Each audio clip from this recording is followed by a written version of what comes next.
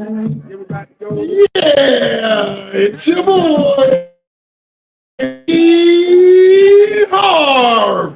Welcome to the second show of Straight Up on Game.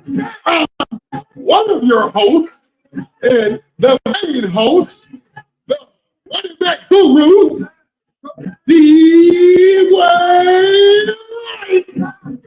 What is going on, y'all? What's going on? I know D Harv got his music going over there, man. It must be Hurricane Katrina #2 because the sounds are sounding good. We going in and out, but we know that's some Florida music, man. So you know it. Yeah. Yes, sir. But last week we had a really good show. We had Cooper Woodhall and his father, Blake Woodhall. It was awesome. But without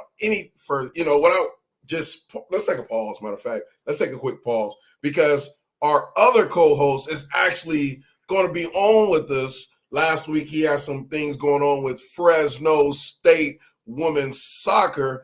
But without any further ado, we're going to bring our co-host, Mr. Bryan Welch, to the scene. How are we doing tonight, guys? And the crowd goes wild. Yeah, it's so much fun to be here, my friend. Thank you so much. Yes. All right. So look, there's a couple Bulldogs on the line right now. I don't know D Harv. He's out in Florida, but I don't know if he's a Seminole. I don't know what he is, but I know there's 2 Fresno State Bulldogs in the house right now. So, he a Gator. That's what he said. So, Bryan, let the folks know, what you do and what you up to, and that way they can get to know you for a quick second. Well, thank you so much, Dwayne. I am a senior at Fresno State. I am studying to become a sports broadcaster. So my major is MCJ, or multi-platform journalism at State. And I'm studying, once again, I'm studying to become a sports broadcaster. So I do the play-by-play for multiple high schools in the Fresno area. And I do the play-by-play for the Mountain West Network. Plus, I'm the play-by-play voice of Kalinga College for the football team out here in Kalinga. I'm actually about to call a game in Kalinga tomorrow night. I'm broadcasting live from my house in Kalinga, and I cannot wait to be on this show. When you sent me that text message, Dwayne, I was like, you want me to be on the show? And I cannot wait to talk some sports, especially with Fresno State. It's going to be a lot of great season so far for the Bulldogs, and I cannot wait to talk with you guys about this season. Yeah, well, we welcome you. We have a 3-headed monster in the house. We were talking earlier, folks. I know we have Facebook, we have YouTube, we have Twitter, we have IG. So, we have people watching all over. So we thank you for just tuning in this week. But when we're saying we're all different folks, we all have different mindsets in sports, different experiences. So you are going to be tuned into a very, very, very funny and great show. This week, we don't have any guests, but we will be speaking a lot of sports. And tonight, we're going to talk about them Dodgers, man. How about them Dodgers? How about them? One of the best. I like them. They ain't my team, but I like them. Hey, it's pretty good. Hey, Dodger Blue right now. Good win last night. Really impressive performance. Yeah, it was amazing. I was looking at the game, the first series, and I was just surprised because Freddie Freeman, he took a year off there, and not a year off, but he kind of had a slump. And when he came back, man, this guy hit that home run, man, and Los Angeles started to get that momentum, and then the Yankees started to really like, okay, I don't know what's going on here, but they're hot, and our boy Aaron Judge was over there, and he was a little flat, but he's still a beast, man, and we got to give it to him. Yep, can't take nothing away from him. He holds his own. Yeah, he did. That's But right. he did hit with Aaron Judge. Bryan Welch, you're a Fresno State Bulldog. We're talking about the Yankees slugger right now, fans. We're talking about Aaron Judge. He hit multiple home runs in the series, including one in Game 5. So it's not like he had a slump. He was doing what he needed to do. But when you have Mookie Betts and you have all of these. Shohei Ohtani, of course. Exactly. You know, so what do you do? What do you do in that sense, right? I mean, tell me a little bit. What do y'all think? I don't know. I'm a Padre fan, so I mean, I was glad and happy that the Dodgers won it all because it's West Coast, you know. But I'm still a Padre fan. But what do y'all think about that series? It was just, it was emotional. I think Go ahead, Harv. if Ice Cube wouldn't have came out there on game 2, y'all was in trouble. Ice Cube was the turning point for the Dodgers. Yeah, he brought a lot of adrenaline. So even the fans was charged. So yeah. But man, hats off to them, man. They played a hell of a ball game, a hell of a series. So yeah. Yeah. And for me, it was just kind of it just went by too quick. It seems like, you know what I mean. Like we usually, like the past years, we've seen the games go to game 6, game 7, but it just felt like the Dodgers were on rails. It kind of looked like the Yankees looked tired. That was kind of really surprising to me with those mental mistakes, especially last night. But that was not the first time we've seen the Yankees have those mental mistakes. And we have a team that's playing good, like the Dodgers have had, especially in September and then throughout the postseason, battling with the Mets. I mean, you can't stop a rolling train. The Dodgers played really well, and they had the timely hitting. That's all about it. You have to have the timely hitting and had the ball bounce a couple of ways and also a couple of errors. I know that error from Aaron Judge from last night might haunt him a little bit in the offseason, but hey, you know what? It's baseball. You move on. And you know what? Hey, the Dodgers are probably, hey, you know what? There are rumors that Juan Soto might go to the Dodgers, but hey, you know what? If that does happen, and repeat World Series champions, you know what? Or maybe even the Marlins might make some noise. I don't know. We'll see. I don't know. But I would say this: a historic comeback. The Dodgers was down 5-0 in the game, right? It was, you know, they were down. Now, I was at my son's practice, and I automatically said, "Oh, it's done. It's a wrap." I see people gathered around phones and, you know, cars. I'm like, what is going on? But then we started to think that, like, okay, the Dodgers was hot since day one, right? Since game 1. And I don't care about Ice Cube at that moment. They were in New York City. And Fat Joe came out and did whatever he did, and it still didn't motivate him. He made them lean back. Yeah, they went back all right. They went all the way back home after the Dodgers. But, you know, just the management, right, of the managers putting that team together and bringing in all of those players with all of these different dynamics, the pitching. I mean, we can talk about the closing. I mean, it was awesome. You know, yeah. So also, I mean, you can look at it from – go ahead, guys. Go ahead. Oh, I was just agreeing. I mean, I know for me, it's just kind of like if I was Coach Boone today, I would be expecting to be moving out of New York for the performance he had last night. You know what I mean? Aaron Boone. You know, I mean, like when you have a blunder of a 5th inning and how New York fans are, you know how they are, Dwayne. You've been in that area. And you know, it's like you just look at it, it's like you got to pack up and move somewhere because you can't have that. You can't have that in game 5 of the World Series. You just can't have that. No way. In the boogie down Bronx, fellas. They're in the boogie down Bronx and lost.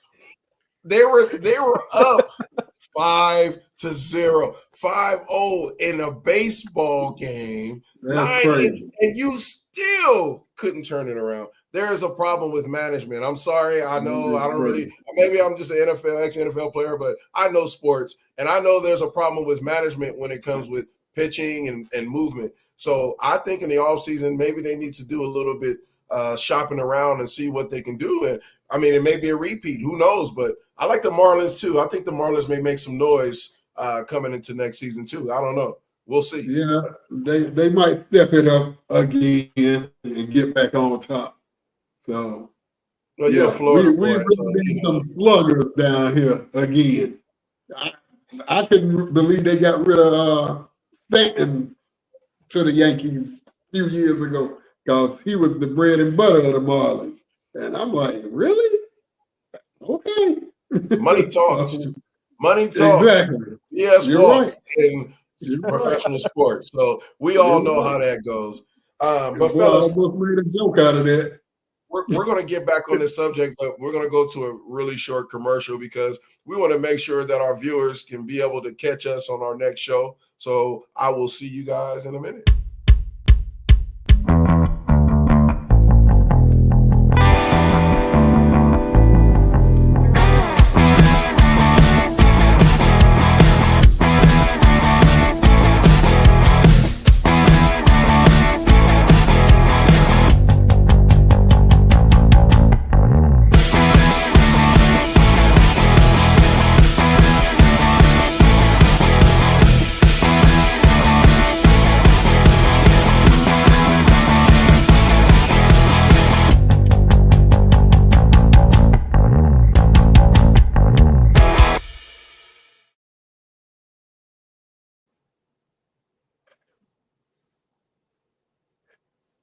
All right, welcome back, You're folks. We are here. back. We are back. That's right. That's right. Hey, Dwayne, what we're going to talk about right now. What are we going to talk about next?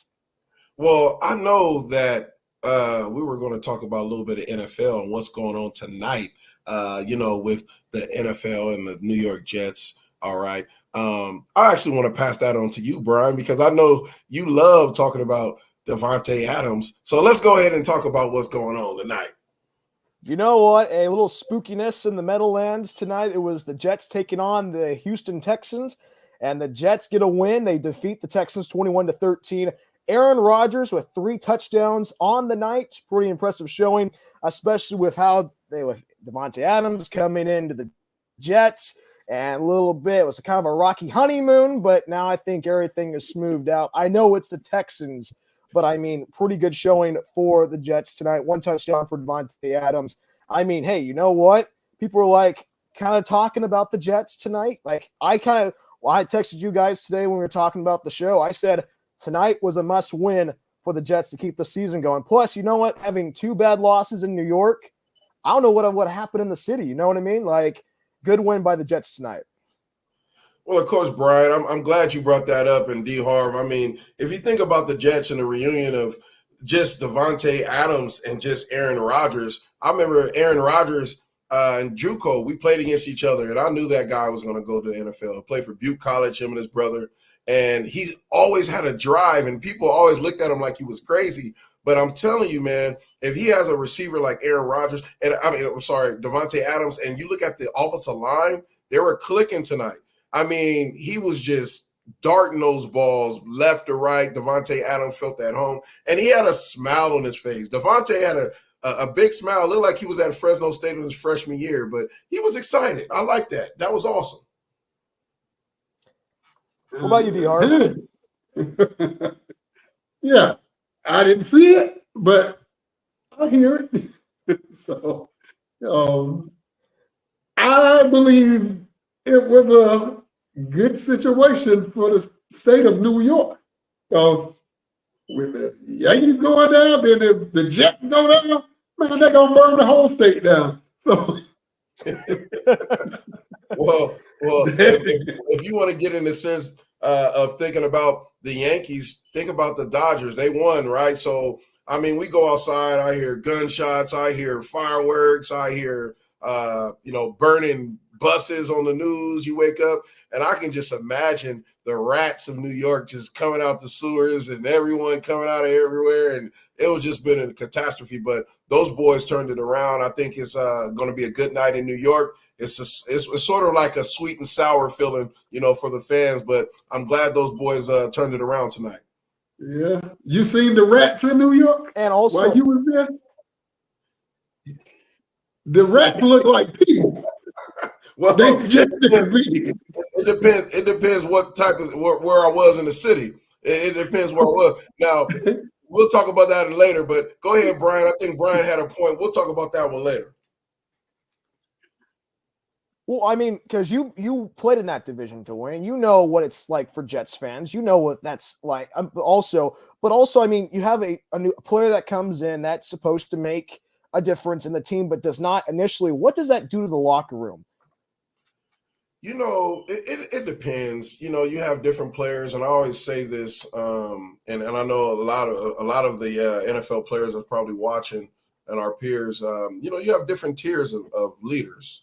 You have the tiers of leaders who are not vocal, and you have those who are very vocal and they lead by example, and you just have those that is about the money, right?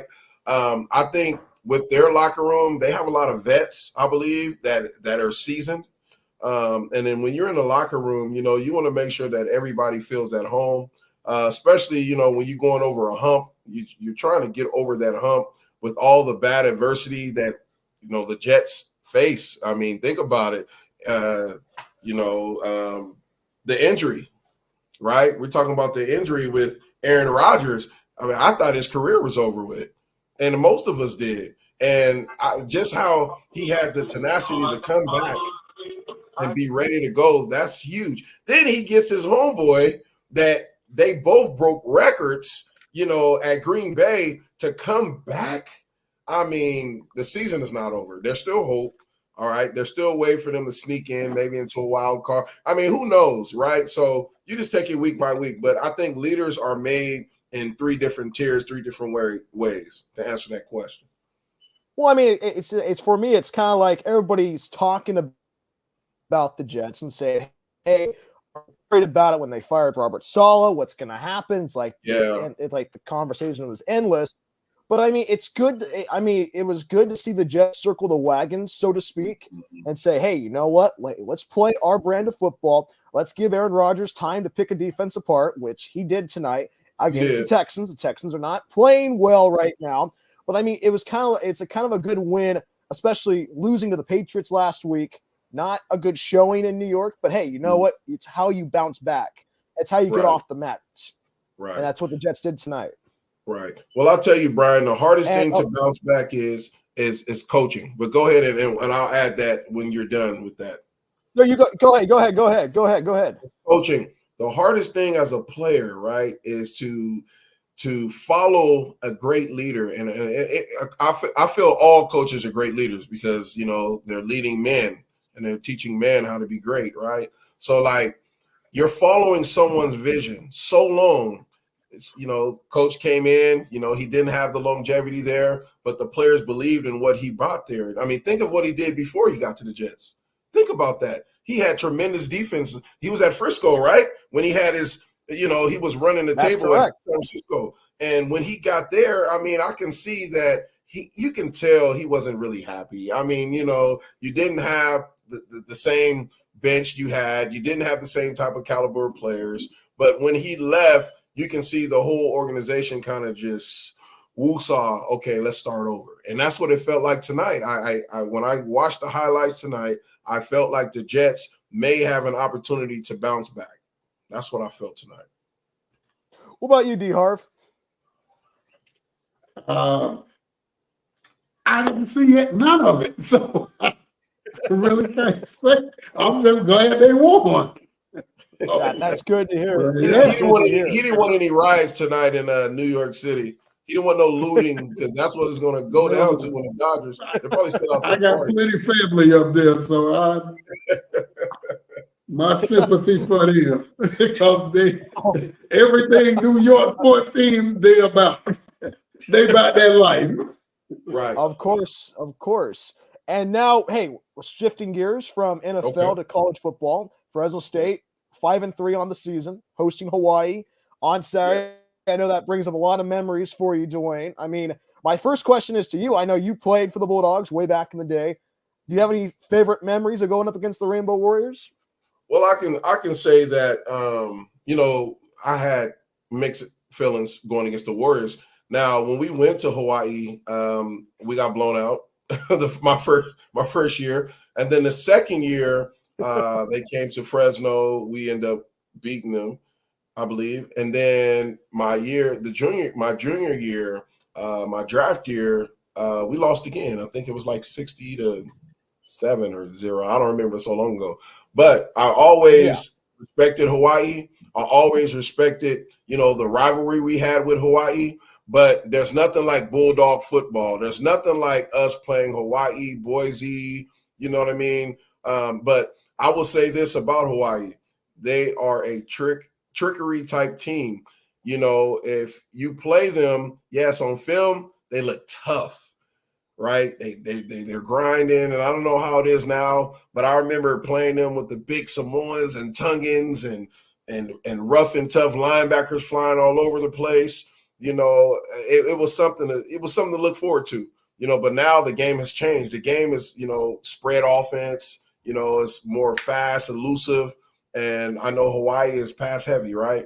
And I know Fresno State, we have That's more correct. of a balance. Yeah, we have more of a balanced offense. And I think, you know, Coach Skip is doing an awesome job with leading our Bulldogs. And I think our defense is just starting to get hot at the right time. And I mean, for me, it's just kind of like I was at the game last week against San Jose State, and it just felt like it was a balanced performance, good offense, good defense, and especially the offensive side. I mean, it's just been a topsy-turvy time in Fresno. I mean, everybody on Twitter has been roasting Mikey Keene about his performance in the early season. Right. But I mean, it felt good. It felt like Fresno State found their ways to move the ball down the field. It was not the deep passes, but it was the short completions that made it a difference to make it second and manageable for the Dogs. And you know what? Hey, you have a couple of good running backs. I mean, Bryson Donaldson is going to be a very special running back when he's a senior. Right. I mean, he's going to be really good. And also Elijah Gilliam, a guy from Merced. I mean, it's clicking at the right moment. If you win on Saturday, you're bowl eligible and keep yourself in the hunt for the Mountain West Conference Championship. You know, hey, anything can happen. I know UNLV lost against Boise State last week. They're on a bye week, but they go to Hawaii next week. And you know what it's like to travel to the island, Dwayne. You know that how much trouble it is, the 3-hour difference, and you have to figure out. And they're playing Hawaiian music in the stadium. They're trying to lull you to sleep. And that's a tough place to play. You played Aloha State. Those Florida boys don't know nothing about traveling to Hawaii. That is a trip. Now, I will say this about our Bulldog coaches. They've played there. 90% of our coaches played at Fresno State. They understand the complexity of traveling. They understand how to prepare the players. It starts with Coach Skipper. Coach Skipper was my running back coach as well. He was under Pat Hill. Obviously, you know, Tedford is a guru. So they know how to prepare. The thing is, can we stay consistent on the road? If we stay consistent on the road, be able to travel, be able to get into that game, strike early. I'm a keen believer. I believe in him. I told him months ago. I seen him months ago. We were at an autograph signing. He was there. And I told Keen, I believe in you. So I believe in him. You know, we had many quarterbacks that came through Fresno State and had to face adversity like him. But guess what? You have one like Derek Carr had to face adversity at times. David Carr had to face adversity. The quarterbacks before them. That's just the makeup of a Fresno State quarterback. Our fans are tough, but they love you when you're winning, and they love you when you're losing. But we just have to make sure the consistency stays the same with Keene. Our run game, we have to make sure we're pounding inside against Hawaii. We have to make sure that those linebackers, because they don't have the best linebackers over there. They do have a couple good DBs and some D linemen, but I feel if our run game gets hot, then we're going to be able to change the narrative, and we can sneak up into that Mountain West, conference championship or something like that. You know, the game's actually at home this week, and that's when I think it was during your playing time that the legend of the Golden Screwdriver came about from June Jones. If I ever get a chance to meet June Jones, I want to ask him, do you have proof of that screwdriver? I know a lot of the media members in Fresno have a gag gift kind of that thing about had the Golden Screwdriver and all that jazz. But I mean, Harv, I know that you watch Fresno State football from afar. What do you want to see the Bulldogs do well against the Rainbow Warriors on Saturday? Kill them. That's a good answer. That's such a good answer. Hey, y'all owe them one from that 60-7 score. Did you see my face? but y'all owe me. but you know, we're talking about an average season, right? There was a great post that I seen on Twitter, and I thank the fans for reaching out to us and giving us, hey, talk about the Bulldogs. Of course, we're going to talk about the Bulldogs. That's just a part of our makeup. But course. Winning 6 games, right? Like we're almost there. Like we're literally on the cusp of being a qualified Mountain West Bowl team, literally. So we're right there. All right. So if we win those 6 games, I believe that we can move to the next step. I mean, we win Mountain West Bowl game, right? Next year we become even better, right? Because where we're going. We're no longer going to be in the Mountain West. So, I mean, it's going to be better recruits, maybe some NIL money come through, better quality of our fans. Hopefully we'll get the funding to really build that stadium and to the capacity to where we can actually get, funding, from the state or from the city or whatever that may be to support, our football program. And I know for me, it's kind of like we look at Fresno State. And I mean, you played at Fresno State. I've been going to games my whole entire life. And when Valley Totem Stadium, or when you were there, Dwayne, when it's Bulldog Stadium, when you have 40,000 fans in attendance, the red wave can make a difference. And I think, Yes. you know what, hey, you back this team. Hey, after Saturday's game, there's only one more home game. That's like in late November, right before the Bulldogs have their date against UCLA in the Rose Bowl in Pasadena on the 30th. You know what, hey, you got to pack the place. It is Hawaii. And you know what? Hey, you got to bring the energy. It's going to be a lot of fun on Saturday. I'll be on the sidelines covering it with our student news station on campus. So, I mean, it's going to be a lot of fun. Yeah, it's going to be energetic. And also, I know we're talking about rivalry week. I know it's Army versus Air Force, but I know and it's on the high school ranks in the Valley. I know that we're going to take a little bit of a detour. It's Klinger versus Dos Palos, big rivalry matchup. And I know also Roosevelt versus Fresno tomorrow night, I believe, that for the battle for the pig. You've coached that rivalry game. Rivalry games bring the energy, especially in high school football. Can you talk about that a little bit, Dwayne? I would say, just being at a head coach in high school, I mean, there's 3 games that really make sense. The first game of the season, right?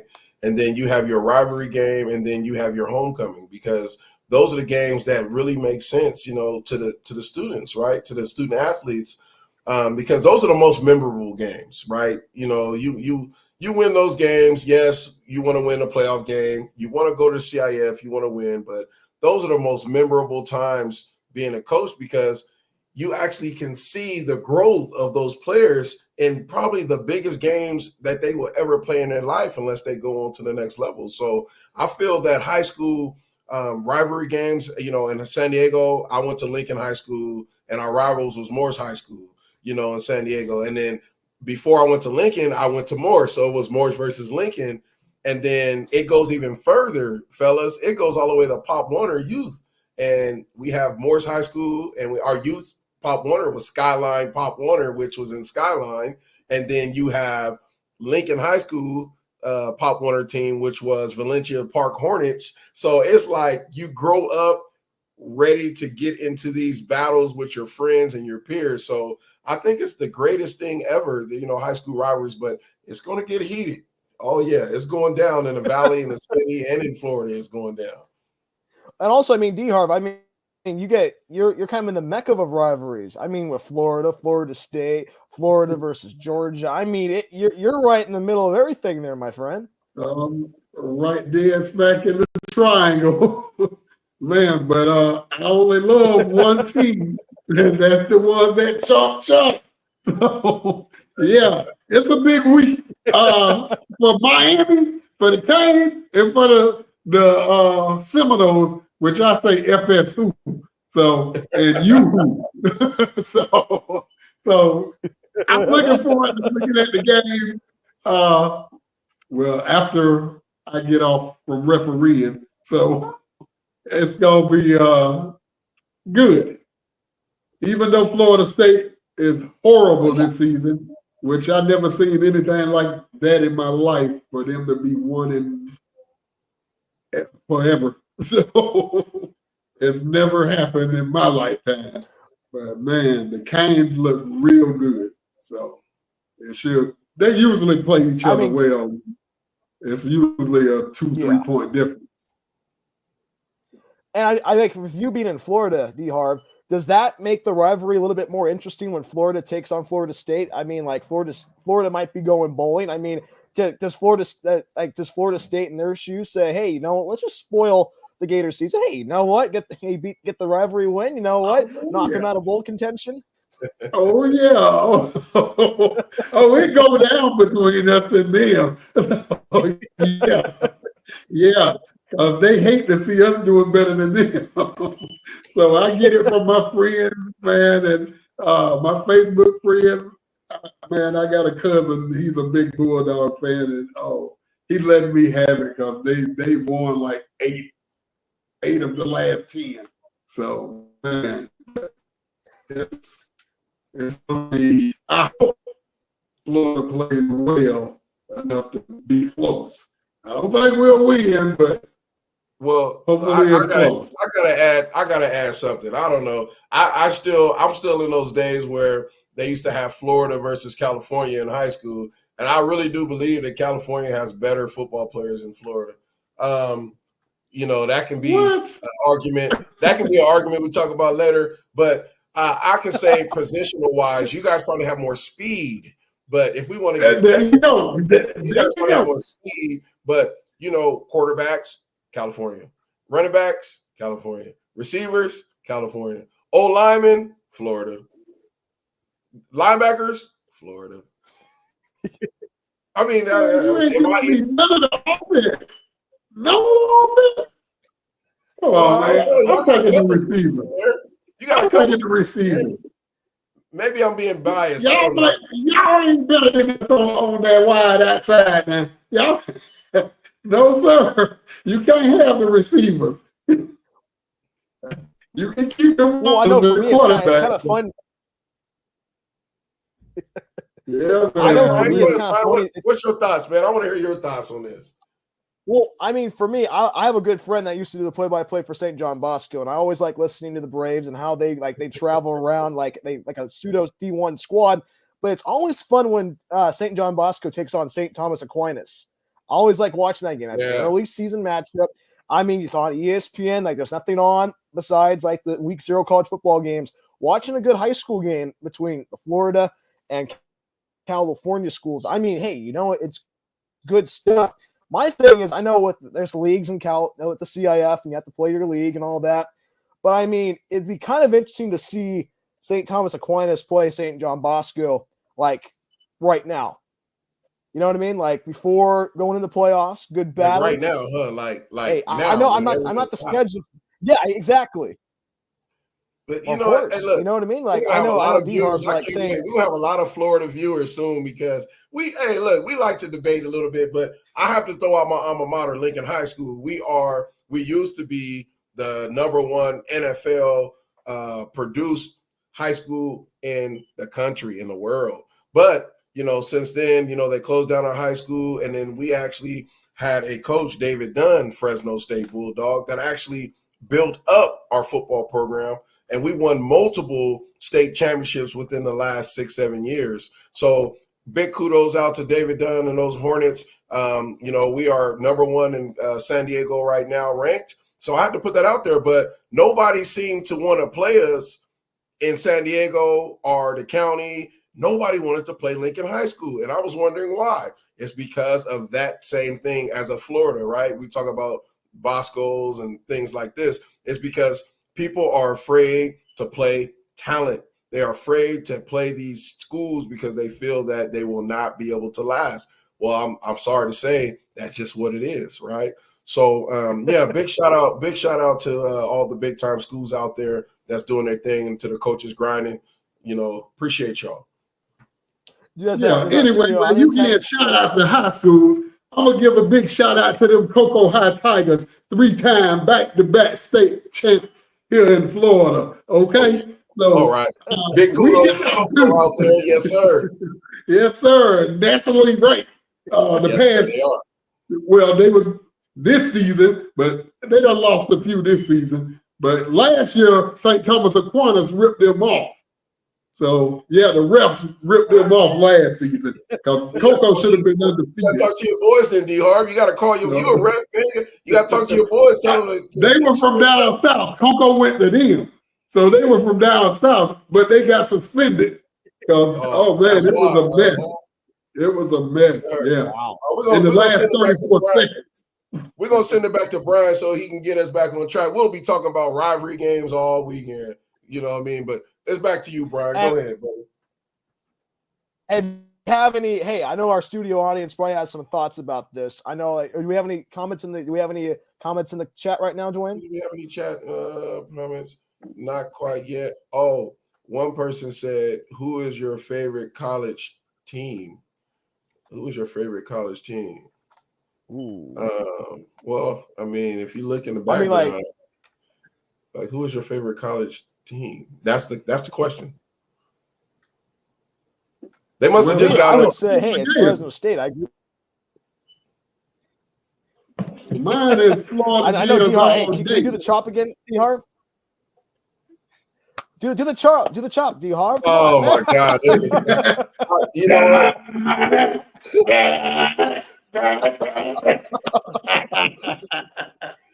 You out there tuning in, everybody know what that chop mean, but we chop. We chop. We don't chop. FS, who is the chop? Okay, all right, we'll give it to you. Yeah, they chop. But yeah, our teams, you heard our teams. Bryan Welch said Fresno State, D. Harv, Florida Gators, myself, Fresno State, and then also West Hills College. Coalinga College is my favorite college team, JUCO, and also Fresno City as well. Big shout out to Justin Berner over at Coalinga. Big shout out to Coach C over at Fresno City and Coach Brown and all those great coaches over there. You know, but I was thinking before we move on, I was thinking about the big game. You know, the big game. We talk about college rivalry, but we cannot not talk not the big game, but just the game. Ohio State versus Michigan. That game alone, growing up, I love watching that game on Prime TV. I love that. Yes. I know. Go ahead, Pete. Go ahead, Bryan. I know for me, I love that game because you get to see everybody go after each other. And it is straight 3.5 hours of people talking trash to each other. Right. And I mean, like last year's game, I mean, like how crazy and bizarre that was at the big house. I mean, I had friends that they went to the game, and I'm just like, you have, that's like a bucket list game you have to go to, not to cover, but just be a fan. Have to go to the Horseshoe or go to the big house to watch a game. Well, it's the most storied game. It's the most storied game in college football history. Think about it. The USC and Notre Dame, like these are the games that people literally save for their whole lives, right? And like fly out to or road trip out to, you know. I mean, I don't know. I look forward to it. I don't like Ohio State. I do like Michigan. Because you know we have the Ohio State rivalry with Fresno State over the years, but I do like the ball that they play. They play some tough ball, you know. So I do like Ohio State, but I do like Michigan as well. So for me, I like Michigan because I got 3 homeboys from Titusville High School, 2-time state champs: Anthony Mitchell, Gerald White, Dave Chester, that played for Michigan and Bo. So that's how I like Michigan. But I'm still a blue and orange Gator on the. Oh, get out of here, man! I thought you said LSU, man. Like I never liked Ohio State. I don't know why, but it's just not been me. So, but good luck to them. So, well, I mean. When I grew up, I watched Terrell Pryor play. I mean, like watching Terrell Pryor on TV. I mean, like those teams from Ohio State when they dominated that series against Michigan. Then when they had Rich Rodriguez from Michigan, they had Brady Hoke way back in the day. I know Brady Hoke are really good teams. And then when Harbaugh came in, it changed the narrative and made it more competitive and and those are the games that people watch because it's not a game. It is a game. But it's a chess match. That's it. Especially last year with Harbaugh and Ryan Day duking it out on the chessboard, on having those great plays. I mean, Michigan was one of the best teams in the country, besides the sign stealing scandal with Connor Stallions and all that. We can go into that later. But I mean, that was the best Michigan team to face Ohio State. Probably I think so, but we're all forgetting the greatest DB ever to play for Michigan, and that is who? Charles Woodson. So you got to think about those days too. Yeah, it goes all the way back to where we're kids as well. I mean, you just can't get no better than those teams, man. But we're going to go into a commercial, and when we come back, we are going to go into our next segment where we listen to that Florida music a little bit, and then we're going to have our hot topic. And we be back in a few.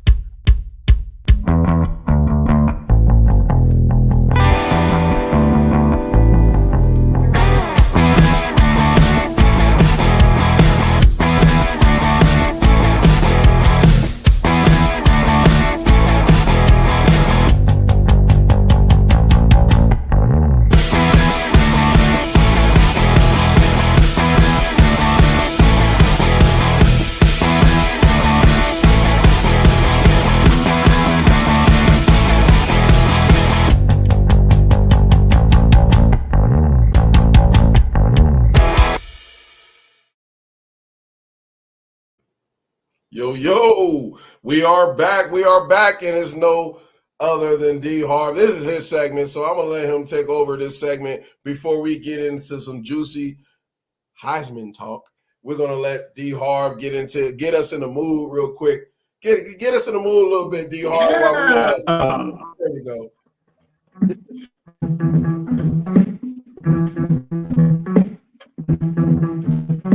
Welcome to Florida. Sit down, we don't sit around. But we got this Heisman talk coming up. We got a debate on who gonna win this Heisman Trophy. I'm looking at Travis Hunter and Ashton Jeffrey from Boise State. Travis Hunter, as you know, is from Colorado, by way of Jackson State University in the Sonic Boom.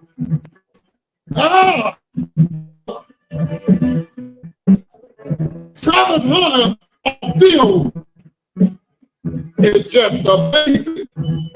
But when they showed him the victories on field, this was on a whole nother level when that backhand coming off. So, from the stats I have, Travis Hunter had 60 receptions, 757 yards, touchdowns, averaging 12.6 yards. Man, he must have been through Hurricane Katrina. I think he just left. He just left. Man, hey, but you know what? I think he just left. Hey, the Travis Hunter haters he cut him off. He left. The Travis, there he is. He's coming back on. But I think, there he is. He's coming back. Here we go. But I think, are you back?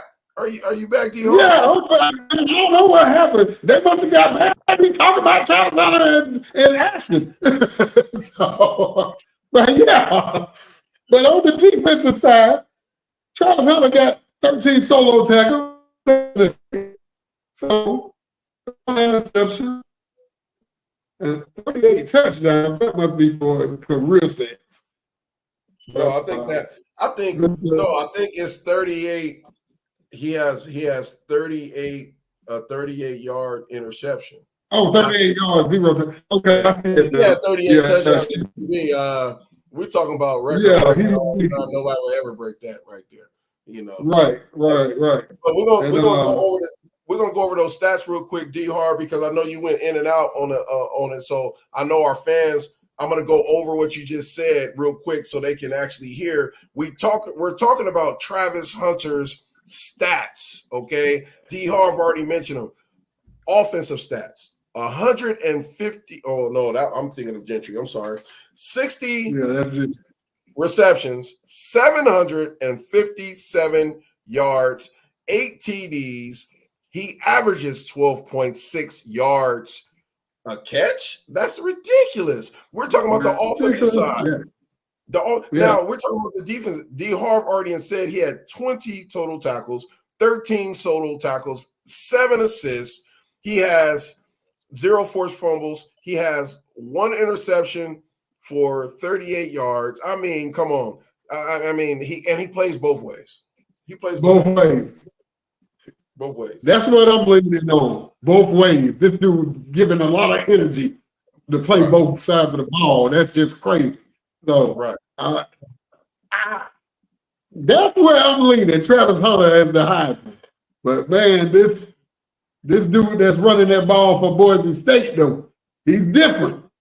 Yeah. He got 159 carries, 1,376 yards, 18 touchdowns, and 8.7 is his average per carry. So that's pretty good. But those are some good numbers. That's pretty good. But Travis Hunter on both sides of the ball. But there's another component. Welch and Harv, there's another component to this. We're talking about Boise State, who's a traditionally passing team. Okay, so when opponents play Boise State, they're expecting a pass-dominant team.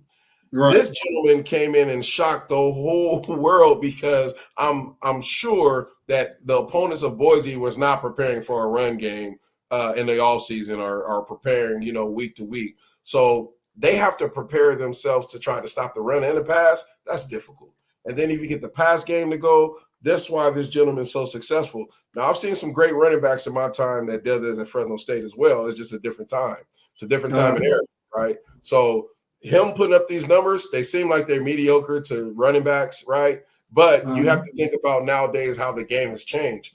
These numbers, there's nobody that I feel right now in the game of college football that is running like this young man. They're comparing him to Emmitt Smith and Barry Sanders, and they're doing these comparisons. But again, Barry Sanders didn't have these numbers at this time that he had. So he has the potential to just go even further than that. I mean, Welch, you want to share something on that? I have 2 words. It's Ashton Jeanty. And I would put Ashton Jeanty on that Mount Rushmore of Boise State running backs that has the likes of Doug Martin and Jay Ajayi way back in the day. But exactly, Ashton Jeanty is a Heisman running back. He has the pedigree. He has the look of a Heisman Trophy winner. Don't get me wrong. I love watching Travis Hunter play, but when you have a running back that just stands there and gives you the stare, like I'm gonna run through you like a freight train, you just gotta hand him the Heisman Trophy right now. We'll just do the ceremony in New York, and he's getting the yards against really good teams. Especially, he went off against Oregon. I know that was not a game the Broncos would like to have back, but hey, you know what? He is going to be somebody that's special. And if Boise State, what they're talking about right now, if they run the table in the group of 5, if they go to a playoff game, being that group of 5 representative, he's going to be definitely hosting that trophy up in New York. He has to be one of the 3 selected to be in that running in December. If he's not selected for the Heisman, then I don't know what's going on. I mean, it would be good to see Travis Hunter get it, but it has to be Ashton Jeanty. Come on. I mean, the guy is going to have a – Go ahead. Well, I have to just add that in there. I'm not a Boise hater, okay, guys. I just don't like the Broncos. I don't hate the Broncos. I don't hate Boise, just like Broncos. But I do love him. Again, I'm a running back, so when I see a natural runner, I believe that he's a natural runner. But there is nobody in college football history besides Charles Woodson. D. Harv already mentioned it earlier. Besides Charles Woodson, that can be a Travis Hunter. This gentleman came from a traditional HBCU, Jackson State University, where, okay, let's be realistic. The play may not be on the same level, right, as a Colorado or a Pac-12 or anything of that nature, right? But him and Shedeur, not forget about him, but they came to a D1 program and put up numbers the exact same or not better numbers that they did at a HBCU. Not only do we have Deion haters out there, not only do we have Colorado, where they had commits that just say, you know what, we're not going to go there anymore. Deion Sanders came and cleaned it out. We are talking about a team that faces adversity. We're talking about Travis Hunter, who's able to face anybody at any time, any place like Pat Hill, and be destructive. He plays defensive back. I seen something like he played 130 snaps in a row or something like that and missed like 9 plays. Who does that? Like, nobody does that. The kid is fast. He's an animal. He's a freak. But you know what? To sell TV deals, I think we're not going to know anything until that day in New York City. And also, I mean, if he go ahead, D Harv. I know that you're beating the drum for Travis Hunter, but I know for me, it's kind of like, hey, if you look at if he goes to the draft this season, does he go defense or offense? That's the question. I don't think there's been all that conversation talking about saying, hey, if he goes both ways, that'd be pretty interesting to watch. What do you think he'll go there, D Harv? I think somebody will use him on both sides of the ball if it's more. But the NFL is just a faster game because he gonna get hit pretty hard at times. So it's on him which side he really want to play. I'd rather be the one hitting instead of getting hit. So well, D Harv, you said he's going to get hit, but I mean the young man is 185 pounds. I mean that's around the same size as Hill, Tyreek Hill, or some of the other receivers. And again, he's not as fast as Tyreek Hill, and Xavier Worthy, Fresno. Give a big shout out to Central High School, but that's right. He is a better skill set player than both of those, I believe, at receiver. I truly believe he runs better routes. I believe that he puts DBs on their toes, but I do not think he's going to play defensive back at the next level at all. He's going to be a receiver. Matter of fact, he's going to be a slot receiver. That he's going to be a specialized slot receiver that is going to be put in situations with mismatches. I can see that. I can see that. Yeah. Yeah, I can definitely see that. So I know for me, yeah, exactly. I know for me. Yeah, go ahead. Excuse me, DR. But also, I mean, when you see Travis Hunter run routes like you talked about before, Dwayne, he's very quick. He's not. He plays. I call it happy feet. Able to make the DB guess. If you're able to make the DB guess pretty well, and especially be that elusive for Travis. You know what? That makes it really special to watch in the NFL. And I mean, you know what? Hey, Travis Hunter, I like listening to Colorado. I'm good friends with the play-by-play voice at Colorado, the voice of the bus, Mark Johnson. And I mean, they're taught listening to the broadcast. They love watching Travis Hunter play both sides of the ball. I mean, you know what? Hey, if he wants to play both sides of the ball, let him. You know what? I agree with you, D-Hard. Let him bulk up. Hey, get some pasta. Hey, get some of that work. Hey, get him to work in the weight room and work out in the off season. And you know what? He'll be ready to go in September next year for the NFL if he goes to the draft. He's definitely going first round. Definitely in the first round. Well, Ashton is going to go hopefully first, late first, early second. That's just what it is, running back wise. But I hope someone pick him up like a Denver. I think he'll be a great addition in Denver. They like those type of running backs, those downhill, aggressive type running backs with speed. I can see him playing out of Pittsburgh, Steelers, being a Steeler, or, teams of that nature. I can see him in San Francisco. Like he has so much upside. But then again, I'm just a Deion Sanders believer. I mean, the guy came from pretty much, and we can say from the football coaching world, nothing to something, from something to nothing. He built Jackson State back up. Jackson State was already a preliminary HBCU that is known to have NFL players before Deion Sanders. But Deion Sanders added a whole different element, and that element was to promote not just African-American players, but coaches as well. And that is why he is so successful at Colorado, because every single player, no matter what color, creed they're from, wants to go to Colorado, because that's what the game is about now. It's about playing good football, looking good, feeling good, and promoting your darn self. That's how it should be, football, I always say this, and I'm going to pass it on to you guys. I always say this.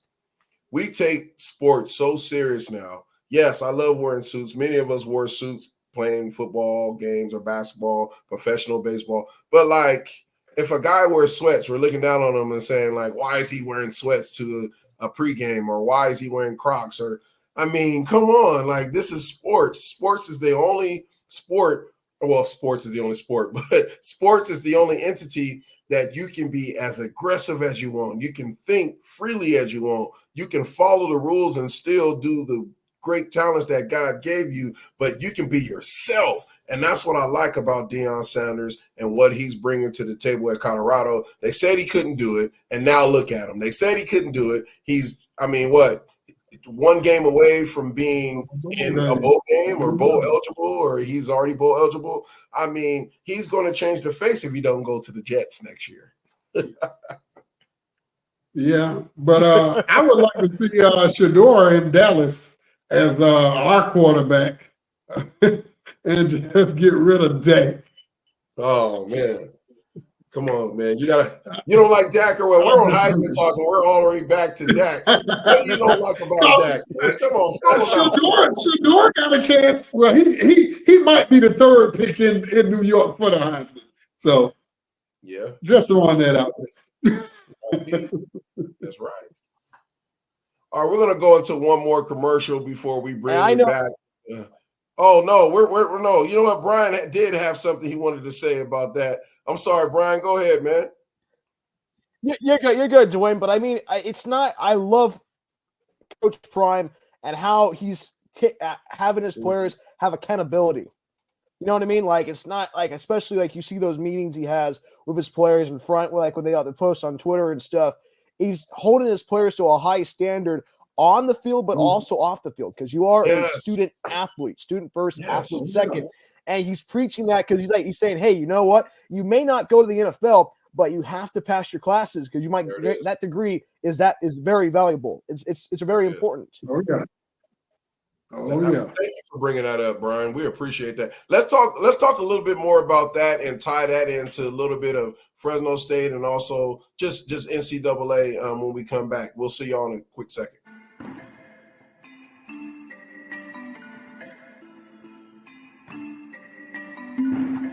Even better than Christmas.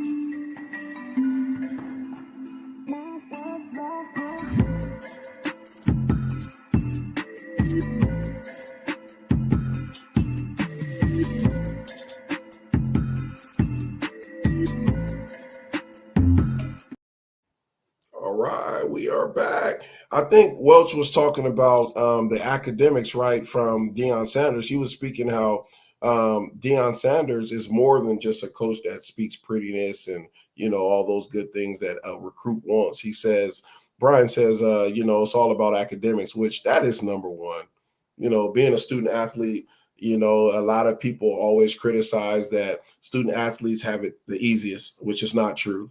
They said student athletes, you know, get favored. That is not true.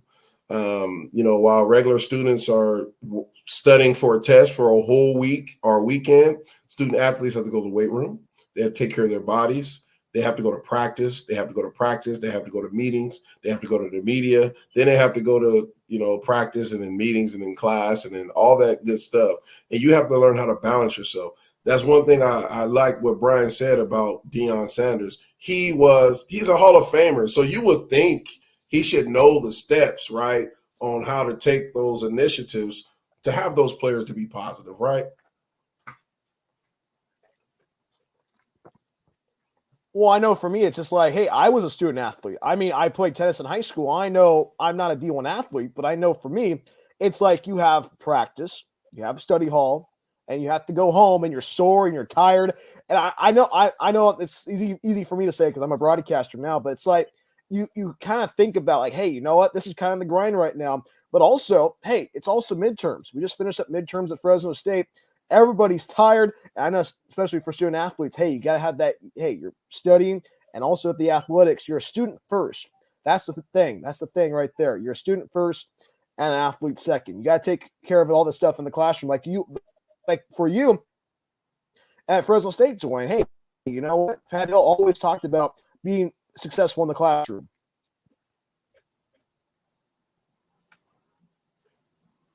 Yeah, and I think success has a lot to do. We talked about I can't think of his name, the head coach that they fired at Jets, right? They fired him, right? Robert Saleh.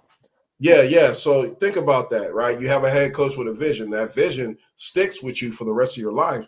Pat Hill at Fresno State, he's a guru. The reason why is because I will say all of us, I will say probably 99% of the players who played under Pat Hill are either businessmen, successful businessmen, they're teachers, they're great fathers, they're educators, they're lawyers, they're doctors. I mean, you can go on and on and on. It's because he instilled us how to be businessmen while we were playing the game of football, not just academically, but how to just be a great person. He was all about that. Pat Hill had the handlebar mustache, but he had a heart too. He wasn't just as hard as people thought he was, but he wanted to make sure that all of us know that education was important, because a lot of us came from nothing, right? So we had to figure it out, how to utilize football to pay those bills when we get older, and learning how to promote ourselves and speak and all these different things, and all the great coaches that's out there. I mean, Pat Hill came under Belichick. So if you think about all the coaches that came under Belichick, Pat Hill was one of his first coaches, and you can go on and on and on. So I think I just like you were saying, man, I think a lot of head coaches are starting to go that route, with all their student athletes and preaching that. Well, also, I mean, you look at it. I mean, you still remember eat your breakfast, right? Coach Yes. always used to tell you that, right? Eat your breakfast. And also drink your chocolate milk. Drink your chocolate milk. That's important. Oh my God! Right. And those things stick with you, where man. Where did Harv go? Where did he? D Harv, man, I'm thinking those Hurricanes may be coming back, man. He keeps popping off of there. I think he's back. Okay, D Harv is back, man. Do you need us to fly you back out to California or what? They talking about is one out there. I don't know which way it's coming. We figured. Well, no, I don't even know what's going on with my Wi-Fi, man. It's bugging. Man, but you know what? Before we get on, we literally have 12 minutes, but we wanted everyone to just check out this Travis Hunter and Ashton highlight, because it's just quick. It's really quick, but you can kind of see what we're talking about. We're going to check it out, and then we'll hope that we'll get some private messages or some messages sent over. But I just want y'all to check it out. Kudos to YouTube for cutting up these highlights. We're just using them for this point. We do not own the highlights, but we're just sharing them. So we're going to...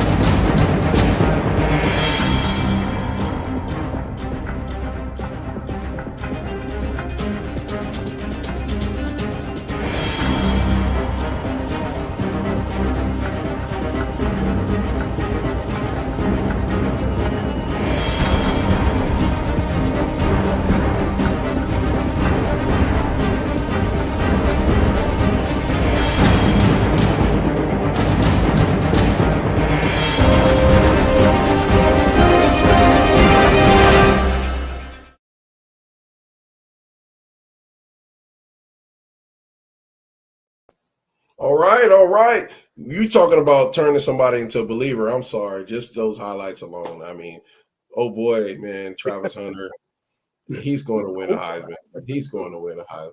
I know Bryan Welch. I know we got to keep it all the way G on it, but if he doesn't win the Heisman, something is wrong. I'm sorry, something is wrong. I mean, it's also the swagger. I forgot. I forgot about the game against North Dakota State because I was doing a high school game in Sanger, and I saw the highlights. And he has the swagger. It looks like it's Deion Sanders reborn in the 21st century. It's if Travis Hunter does not win the Heisman, there's something wrong. But also, if Ashton Genty, I wish they would give ties for the Heisman. You know what I mean? Like I do two too. people win the Heisman. Flip a coin. Flip a coin. You know, respectfully, I like both of them. And I know we're not talking about all the other Heisman hopefuls. They have no chance. So they might as well just show up and eat some New York pizza and enjoy the hotel. But there's two guys that I feel that are probably in the top, I'll say 15, 20 of best college football players ever. And I think it's going to be great. I think it's going to be a great ordeal in New York City. Yeah, most definitely. I can't wait to see it. You can't wait to see it, or you can't wait to be there. Let's hope we get enough viewers for us to be there. I would love to be there. Yeah, I would too, but I can't wait to see it. Man, I know. So before we get off, we got about 4 minutes. I hope you all are enjoying our show. Again, this is only our second episode. We have many, many, many more to bring to you. Next week is our JUCO. I call it the JUCO Alliance because we're going to interview and have a panel of JUCO football players from all over the country that's going to be on with us. And we'll be able to ask them questions, share some great stories with them, and also give you some insight on how community college football is and why we should help these young men get to the promised land.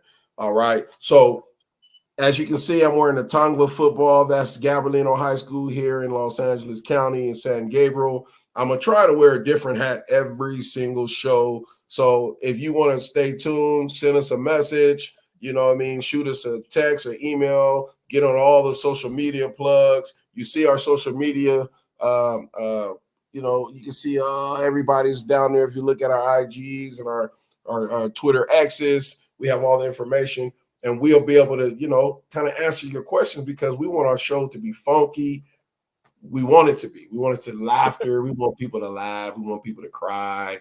We want people to talk stuff. Like, that's what we want. You know what I mean? Because we are the straight up on game sports show. We are signing off. See you guys next week.